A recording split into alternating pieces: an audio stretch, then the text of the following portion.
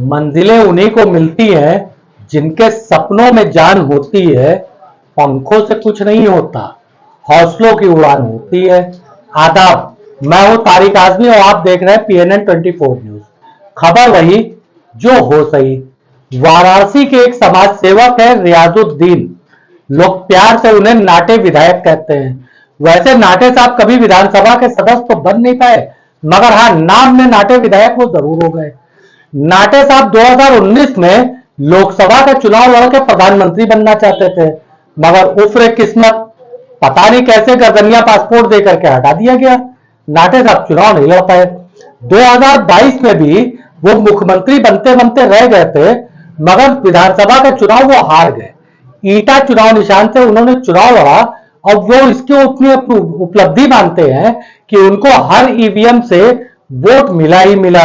बहरहाल नाटे साहब बहुत बुरी तरीके से विधानसभा का भी चुनाव हारे, मगर 2024 लोकसभा चुनाव की तैयारी रियाजुद्दीन उर्फ नाटे विधायक ने अभी से शुरू कर दिया है।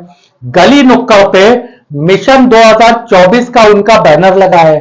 बनारस से रियाजुद्दीन उर्फ नाटे स्वयं चुनाव लड़ रहे हैं और चंदौली से उन्होंने अपनी पत्नी फरजाना को चुनाव में उतारने का निर्णय ले रखा है, वो भी निर्दल प्रत्याशी। उनका दावा है कि उनकी टक्कर सीधे भाजपा प्रत्याशी से होगी और किसी से होगी नहीं। आज नाटे विधायक कहीं से बहकते हुए हमारे दफ्तर में चले आए। हमारे स्टूडियो में हमारी उनसे कुछ गुफ्तगू हुई। उन्होंने कहा कि ऐसे ही ऐसे लोगों को दिखाओगे, हमें भी दिखाओ। तो साहब, हम भी नाटे विधायक का एक इंटरव्यू दिखाते, कुछ सवालात हमने किए, उन्होंने जवाब दिए। आप सुनिए, थोड़ा मौज लीजिए। ये है रियाजुद्दीन उर्फ नाटे विधायक। आप अपना परिचय दे दें। मैं रियाजुद्दीन अंसारी और चित्तनपुरा से रहने वाला हूँ। आपका मिशन 2024 क्या है? ये मिशन 2024 ये एक जंग है। भ्रष्टाचार सरकार के खिलाफ एक जंग हमने छेड़ी है, जिसका नाम हमने रखा है मिशन 2024।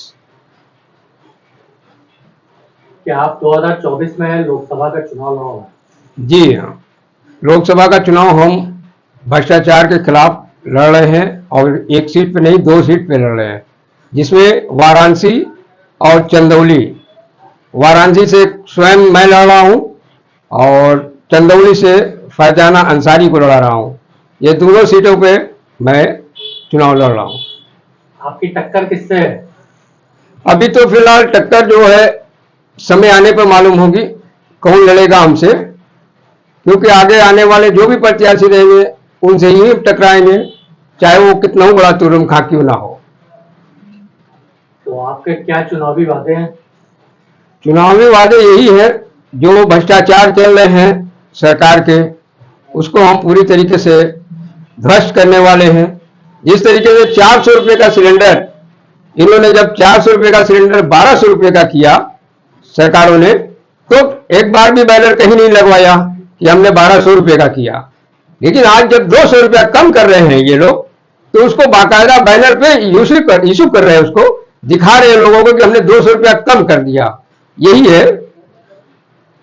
इसी दल से आप टिकट ले रहे हैं? नहीं भाई, निर्दल प्रत्याशी हम बन के लड़ना चाहते हैं और आगे अगर कोई अच्छा दल दिखाई दिया तो देखा जाएगा। बनारस के लिए आप क्या करेंगे? बनारस के लिए सभी को साथ लेके चलेंगे, सभी की प्रतीक्षा को जो लेके रखेंगे हम अच्छे तरीके से, और गरीबों को सबसे ज्यादा साथ लेके चलेंगे, क्योंकि गरीबों को आज तक कोई फायदा नहीं मिल पा रहा है सरकारों का। जो भी नेता आते हैं केवल बड़े लोगों की जो है सुनते हैं, इसलिए हम गरीबों की ज्यादा सुनेंगे। बुनकर समाज के लिए आप क्या कहना चाहेंगे? भाई, उनके लिए जो भी हो सकेगा उचित हम काम करेंगे उनके लिए। पावरलूम चल नहीं रहा है, तो पावरलूम का काम कहाँ से मिल रहा है? वो तो स्पोर्ट देखा जाएगा, किस तरीके का स्पोर्ट चल रहा है, उसमें जो की भागीदारी किया जाएगा ताकि उनका ताना बाना चलता रहे। तो आपको अपनी जीत की संभावना कितनी नजर आ रही है? हमको जीतने की जहां तक उम्मीद है 99% जीतने की उम्मीद है, इसमें कोई दो राय नहीं है, क्योंकि जनता हमारे साथ रहेगी इस बार और आगे जो है चुनाव के समय। 2019 में भी आप लोकसभा के चुनाव लड़ने वाले थे, मगर लोग कहते हैं कि आपको गर्दनिया पासपोर्ट दे दिया, नामांकन नहीं होने दिया। नहीं, ऐसी कोई बात नहीं है। उसमें चुनाव में हमने पर्चा जब दाखिल किया, पर्चा दाखिल लेट हुआ हमारा, इसलिए हमारे पर्चे को जो है सही तरीके से देख नहीं पाए वो लोग, और अंत में ये हुआ कि आपको जो है चुनाव नहीं लड़ने नहीं, उसमें 118 आदमी फॉर्म भर दिए।